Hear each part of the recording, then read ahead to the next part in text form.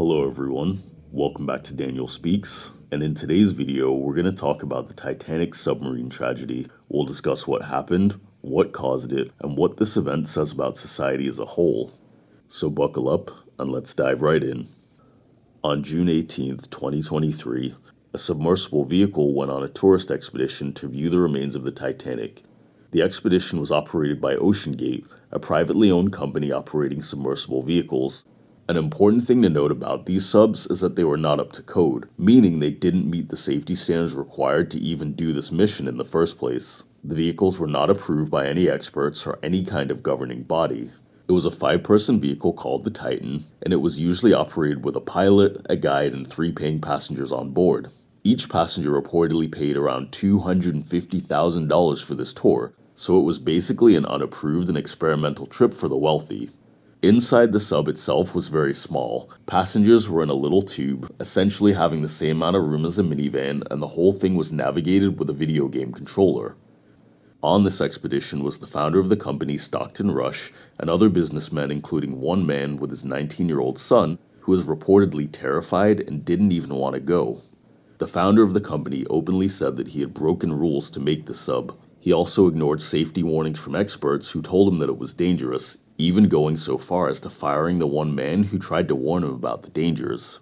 About an hour and a half into the expedition, the Titan went missing in international waters off the coast of Canada, and the sub lost all contact. Whenever you do something like this, there are always warnings and risks involved, but this thing was on another level. They are believed to be at a depth of 2 miles underwater, a depth usually unheard of for most submarines, and especially subs containing people, and they had only 96 hours of oxygen reserves. They're so deep underwater that it's pitch black, so far down that it's virtually impossible for rescue teams to reach them, and they have a quickly dwindling oxygen supply. With each second ticking by faster and faster and a rescue mission quickly underway, this turned into an absolute media frenzy. Every major news network was reporting on this. Social media was going crazy. Conspiracy theorists, TikTok detectives, and online psychics saying that they knew what happened. Some news networks even going so far as to having a countdown clock of when the oxygen would run out. There were constant updates, speculation about whether or not they were still alive, and would it even be possible to rescue them anyway. There were some updates from the Navy saying that they had picked up sounds of people banging on the tube from the inside. With each passing day, the tension grew more and more, until finally, on June 22nd, when the air supply would inevitably run out. Soon after the deadline had passed, officials held a press conference where they announced that they had found debris from the wreckage site.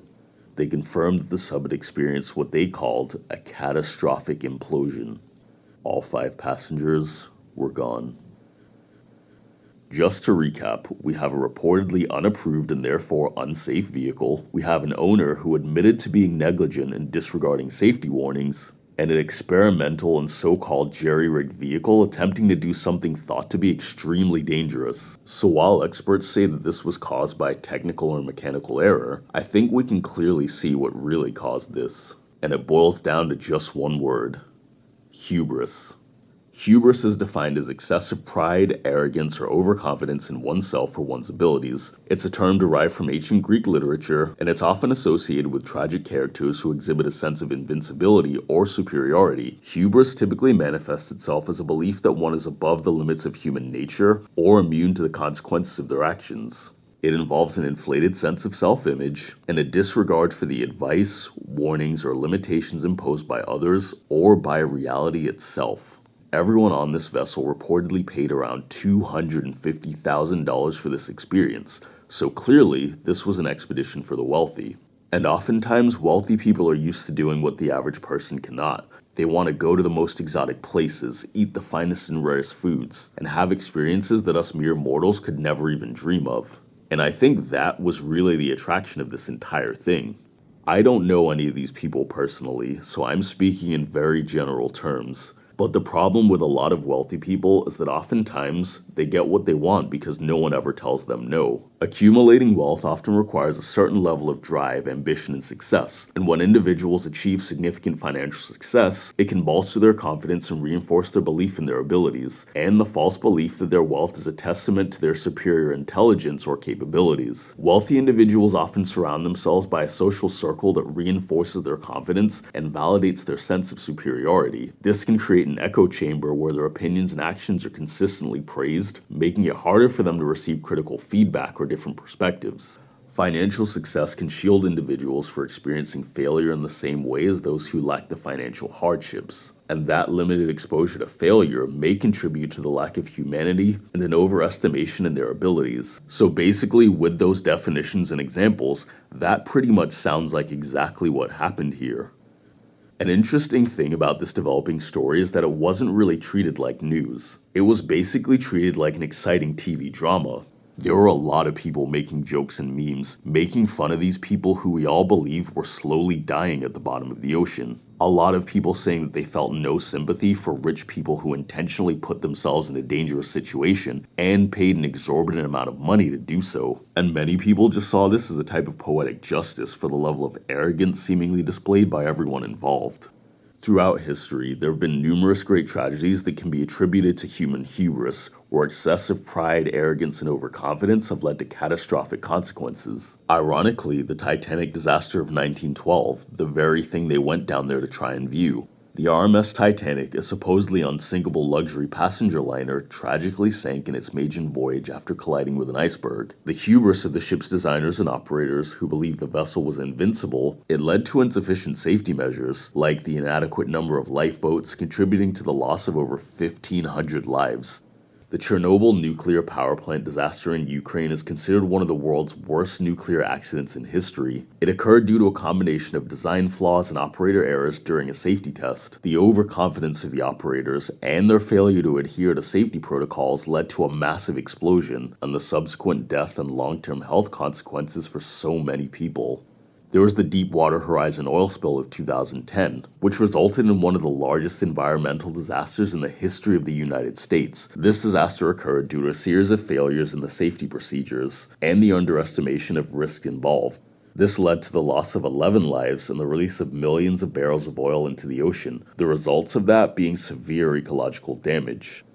There was the Challenger space shuttle disaster of 1986. The Space Shuttle Challenger exploded shortly after launch, resulting in the deaths of all 7 crew members. The disaster was caused by a failure of an O-ring seal in one of the rocket boosters. And this was a known vulnerability. It was known that the O-ring was unreliable during cold temperatures. NASA's management proceeded with the launch due to political pressure and an overconfidence in the shuttle's safety record. In ancient Greek literature, numerous tragedies depicted the consequences of human hubris, one of the most famous being the story of Icarus, who flew too close to the sun. With the news being the way that it is, the 24-hour news cycle, morbid curiosity, and our obsession with things like true crime, we're all aware of horrible things happening every single day. And if anything, we can all suffer from what's called empathy fatigue. But what made this particular story so engaging, and why was everyone so invested in this story? Human beings have long since been captivated by high-level tragedies, whether they be historical, natural, or man-made. The allure of such events, often accompanied by the immense loss and suffering, raises questions about our collective fascination. One reason for this obsession is rooted in our innate sense of morality and empathy. The scale and intensity of these events can evoke a deep emotional response, compelling us to understand the connection with our suffering and others. Tragedies serve as a reminder of our shared vulnerability and our capacity to empathize, promoting a sense of unity and compassion within society. High-level tragedies often expose the depths of human nature, both its darkest and its noblest aspects. They lay bare the consequence of hubris, greed, and negligence, but also showcasing heroism, resilience, and altruism. Our fascination with these events stems from a desire to understand the complexities of human behavior, offering insight into our capacity for both destruction and redemption. Tragedies force us to confront the existential questions about nature and life, suffering and morality.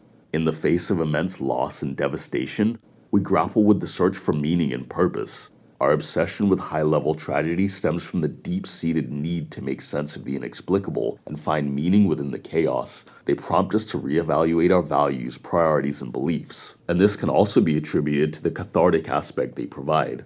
Tragedies allow us to experience intense emotions, but we can do all this within a safe and controlled environment. This is kind of like the reason why we're all so obsessed with true crime. By vicariously engaging with these events, we find emotional release and catharsis, offering a temporary reprieve from our own personal struggle and anxieties.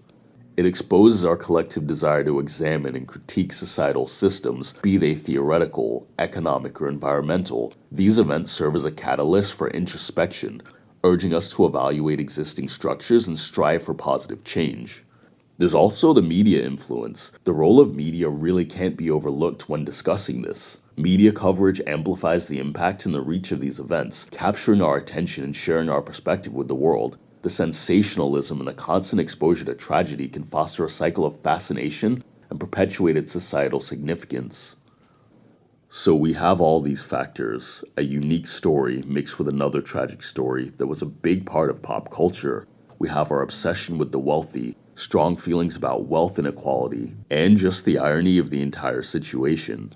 These people went to go view a historic site where many people died.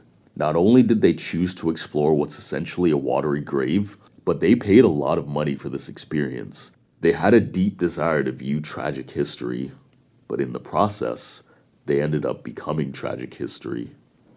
This story truly captivated the world, and it had a lot of people with very strong opinions on both sides. And while we can be critical about what we perceive as the irresponsible actions of others, we have to also remember that there are 5 people who are no longer with us. Horrible things do happen every single day, and the lives of these men were no more important than any other human beings.